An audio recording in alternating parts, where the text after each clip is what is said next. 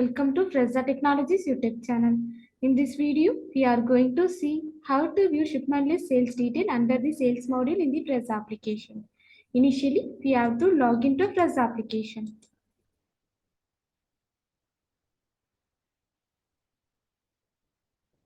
After your successful login, this is how your dashboard looks. Now, go to the sales module. Here, we have to select the shipment list sales menu under the sales module.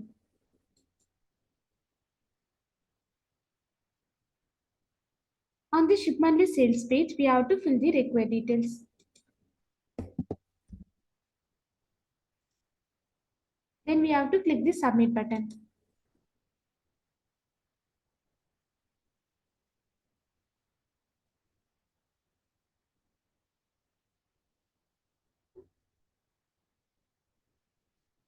Now you can view the shipment sales detail.